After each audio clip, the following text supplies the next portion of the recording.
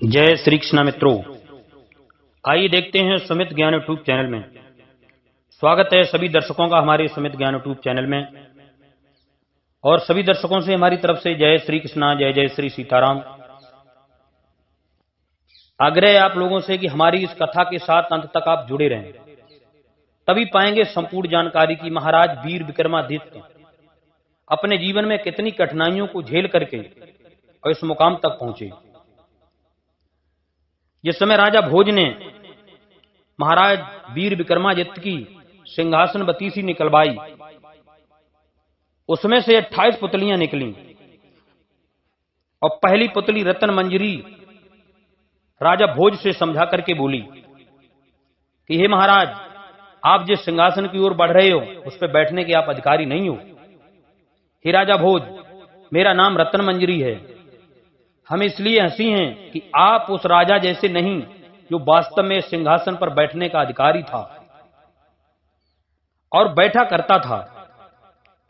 यद्यपि यह बात भी सच है कि राजन, आप तेजस्वी, बुद्धिमान, शक्तिशाली और धनवान हैं, तथापि यह सिंहासन जिसका है वह आपसे कहीं ज्यादा तेजस्वी, बुद्धिमान, शक्तिशाली और ऐश्वर्यशाली था। वह तनिक भी अभिमानी नहीं था। उसका नाम विक्रमादित्य था। महाराजा धीराज जैसे राजा थे। इस बात को आप उनके बारे में जानकर ही समझ पाएंगे। मैं उनके बारे में एक कथा सुनाती हूं, उसे सुनकर आप स्वयं निर्णय करें कि क्या आप इस सिंहासन पर बैठने के अधिकारी हैं। इतना कहकर वो पहली पुतली रतन मंजरी महाराज भोज के लिए समझाने लगी। पहली पुत्री ने बताना आरंभ किया। बहुत समय पहले की बात है। आर्यावर्त में एक राज था, अंबावती। अंबावती के राजा थे गंधर्व सेन। गंधर्व सेन वर्ण व्यवस्था में विश्वास नहीं करते थे, अतः उन्होंने 4 वर्णों की स्त्रियों से 4 विवाह किए थे। उनकी ब्राह्मण वर्ण की पत्नी से ब्रह्मणजीत नामक पुत्र पैदा हुआ। क्षत्रिय वर्ण की पत्नी ने 3 पुत्रों को जन्म दिया, जिनमें बड़े का नाम शंख, उससे छोटे का नाम विक्रमादित्य तथा सबसे छोटे का नाम भरतहरि था। वैश्य वर्ण की रानी से चंद्र नामक पुत्र तथा शूद्र वर्ण की रानी से धन्वंतरी नामक पुत्र जन्मा। सुन रहे हो महाराज?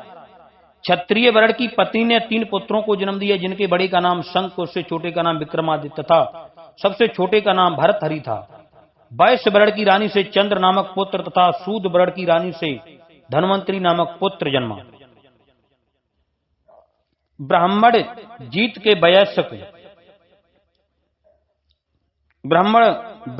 के वयस्क होने पर राजा ने उसे राज्य का दीवान बना दिया।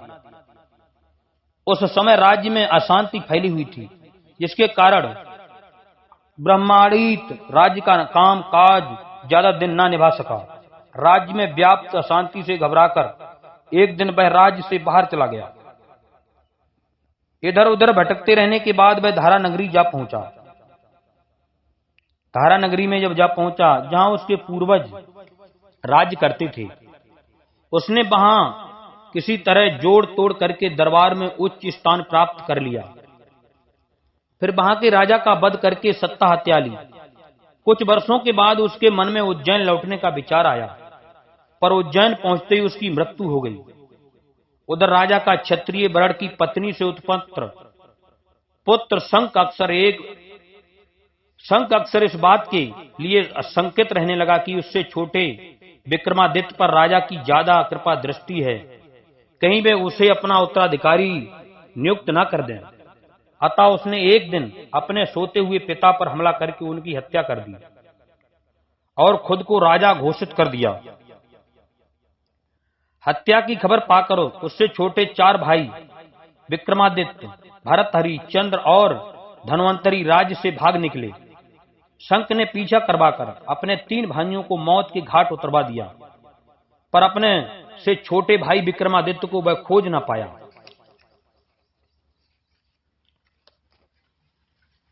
मित्रों, क्योंकि वह घने जंगल की ओर निकल गया था। शंख राजा तो बन गया, पर विक्रमादित्य का भय उसे बराबर सताता रहा।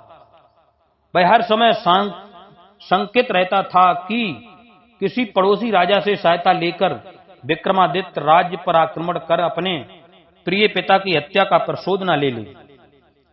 इस चिंता के कारण उसकी नींद हराम हो गई। एक दिन उसने राज्य के सभी विद्वान ज्योतिषियों को बुलाया और उनसे परामर्श किया, आप लोग गणना करके बताएं कि इस समय विक्रमादित्य किस स्थिति में है। पंडितों ने एक मत होकर निर्णय दिया, राजन, वह जीवित है। इस समय वह कहां है और क्या कर रहा है? शंख ने संकेत स्वर में पूछा, महाराज, वह किसी घने वन में तपस्या कर रहा है। एक ज्योतिषी ने कहा और याचना करते हुए पूछा, राजन, क्षमादान मिले तो कुछ और कहूं, बेचक कहो। राजन, ज्योतिषी बोला, विक्रमादित्य के राजयोग्य हैं, वह राज्य प्राप्त कर यशस्वी सम्राट बनेगा। उसका यश दूर दूर तक फैलेगा और इतिहास में उसका नाम होगा। क्या वह मेरा राज्य छीनेगा? ये बात उसके बड़े भाई ने पूछी। शंख ने घबराकर पूछा, लक्षण और योग के अनुसार संभावना तो है। ब्राह्मणों ने जवाब दिया, महाराज, वो जरूर छीनेगा। शंख यह सुनकर और अधिक चिंता में पड़ गया। उसने ज्योतिषियों को भरपूर दक्षिणा देकर विदा किया और अपने दरबारियों से विचार विमर्श करने लगा। सबने एक ही उपाय बताया कि समय रहते विक्रमादित्य की हत्या कर दी जाए। शंख ने विक्रमादित्य की खोज के लिए घने से घने जंगलों को छान मारने के लिए अपने गुप्तचर भेजे। गुप्तचरों द्वारा प्रत्येक घना जंगल देखा जाने लगा। अंततः एक दिन उन्हें विक्रमादित्य का पता मिल ही गया कि वह एक घने वन में सरोवर के किनारे अपनी कुटिया बनाकर रह रहा है, कंदमूल खाकर गुजारा करता है और कठोर तपस्या करता है। इस बात को जानकर गुप्तचर वापस आ गई। उन्होंने शंख को इसकी सूचना दी। शंख ने विक्रमादित्य की हत्या की योजना बनाई। उसने एक तांत्रिक को अपनी योजना में शामिल कर लिया। तांत्रिक को काली का मंत्र बताकर विक्रमादित्य के पास भेजा गया। योजना यह थी कि वह विक्रमादित्य को देवी काली की साधना के लिए तैयार करेगा। काली की प्रतिमा के सामने विक्रमादित्य जैसे ही सिर झुकाएगा, काली के मंदिर में छुपा हुआ शंख उसकी गर्दन पर तलवार से वार करके उसका वध कर डालेगा। तांत्रिक विक्रमादित्य के पास गया और काली साधना के लिए विक्रमादित्य को तैयार कर लिया। फिर वह योजना अनुसार उसे काली के मंदिर में लेकर गया और उसे देवी काली की प्रतिमा के सामने सिर झुकाने को कहा। विक्रमादित्य, जो इतने दिनों में योग साधना सीख चुका था, उसे खतरे का आभास हो गया। उसने तांत्रिक को पहले खुद सिर झुकाकर श्रद्धा प्रकट करने की विधि बताने को कहा। तांत्रिक ने सिर झुकाया ही था कि विक्रमादित्य चालाकी के साथ अपने स्थान से हट गया। मंदिर को एक कोने में छुपा शंख विक्रमादित्य की चालाकी को समझ न पाया। वह तलवार लेकर झपटा और सिर झुकाए तांत्रिक को विक्रमादित्य समझ उसका वध कर डाला। विक्रमादित्य ने शंख पर छलांग लगाकर उसके हाथ से तलवार छीन ली और उसे मौत के घाट उतार दिया। वह शंख का कटा सिर लेकर राजमहल की ओर आया। उसका रौद्र रूप देखकर शंख समर्थकों में हलचल मच गई, पर जनता उसकी जय जयकार कर उठी। इस प्रकार विक्रमादित्य ने अपने पिता की हत्या का प्रतिशोध लेकर राज वापस ले लिया। उसने राज पाने के बाद ऐसी न्याय प्रियता दिखलाई कि प्रजा में उसकी जय जयकार होने लगी। उसने अपनी प्रजा को सुखी व संपन्न बनाने में कोई कसर न छोड़ी। और सुनो राजा भोज, विक्रमादित्य ने यह सिंहासन जिस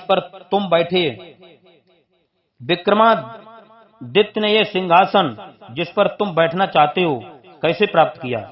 इस सिंहासन की कथा भी सुन लो, फिर विचार करो कि क्या तुम इस सिंहासन पर बैठने के योग्य खुद को समझते हो।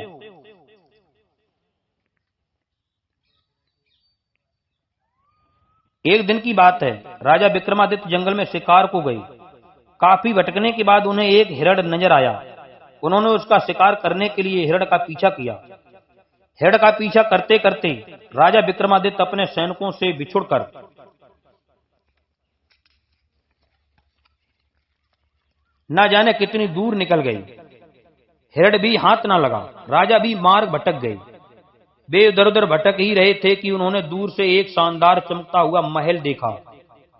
उन्होंने अपने मन में विचार किया कि ऐसा महल तो उनका होना चाहिए। चलते चलते वे उस महल तक पहुंच गए। वह महल लूत बरड़ का था। उसने राजा विक्रमादित्य का खूब आदर सत्कार किया और बताया कि ये राजा बाहुबल का है तथा वह राजा बाहुबल का दीवान है।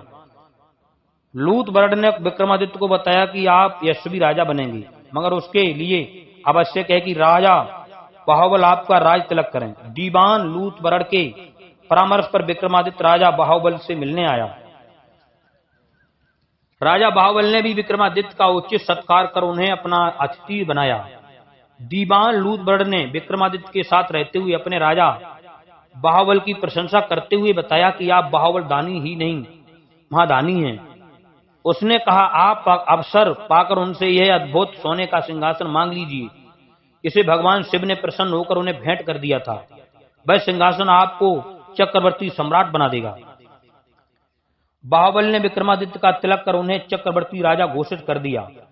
विदा के समय प्रसन्न होकर बाहुबल ने कुछ मांगने को कहा तो विक्रमादित्य ने लूत बरड़ के बताए अनुसार देवताओं द्वारा निर्मित राज सिंहासन मांग लिया।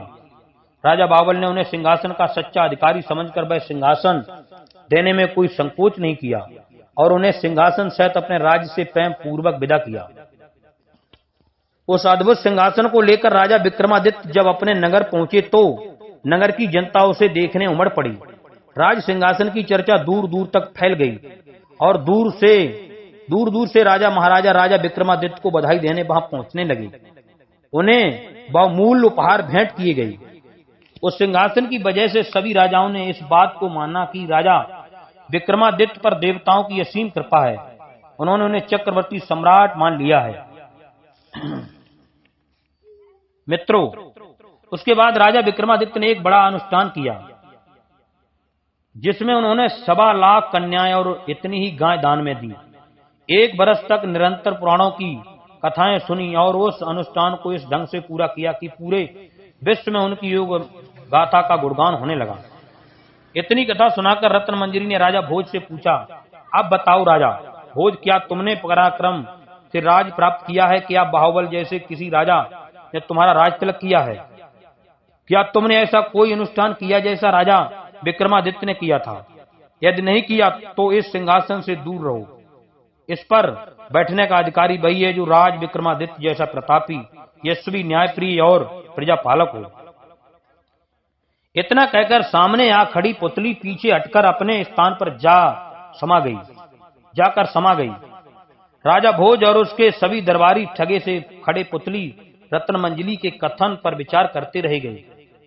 राजा भोज ने स्वयं सोचा कि वाकई वे इतने यशस्वी नहीं कि राजा बाहुबल जैसा राजा उनका राज तिलक करे और विदा के समय देवताओं का राज सिंहासन उन्हें भेंट करे। यह विचार कर राजा भोज उस दिन राज सिंहासन पर बैठने का विचार त्याग कर महल के शयन कक्ष में लौट गए। पर जागते और सोते समय भी उन्हें राज सिंहासन पर बैठने का मोह परेशान करता रहा। राजा भोज ने सारी रात करवटें बदलते हुए काटी। भोर का उजाला फैलने के साथ ही सिंहासन पर बैठने की इच्छा फिर बलवती हो उठी। उन्होंने अपने वस्त्र बदले और सिंहासन के पास जा पहुंचे। उस पर बैठने की इच्छा से जैसे ही उन्होंने पांव आगे बढ़ाया तभी दूसरी पुतली जिसका नाम चित्रलेखा था उनके सामने पहुंच गई। उसने राजा भोज को रोका और बोली, ठहरो राजन, इस सिंहासन पर बैठने का प्रयास करने से पूर्व महाराज विक्रमादित्य की एक कथा सुन लो, फिर इस पर बैठने का साहस करना। थोड़ी देर रुककर पुतली चित्रलेखा ने कहा, सुनो राजन, क्या तुम में विक्रमादित्य समान शक्ति है? क्या तुम में राजा विक्रमादित्य के समान वचन निभाने की क्षमता है? हे राजा भोज, यदि तुम अभी भी असमंजस में हो तो महाराज विक्रमादित्य की साहस से भरी इस कथा सुनो और स्वयं निर्णय करो कि तुम इस सिंहासन पर बैठने योग्य हो अथवा नहीं। मित्रों, अब चित्रलेखा क्या कहेगी वो आप अगले भाग में सुनेंगे। उससे पहले सभी दर्शकों से मेरी तरफ से जय श्री कृष्ण, जय जय श्री सीताराम। हमारे चैनल को सब्सक्राइब करें और हमारे चैनल के साथ जुड़ें और सुने महाराज विक्रमादित्य की पूरी कथा। जय श्री कृष्ण, जय जय श्री सीताराम।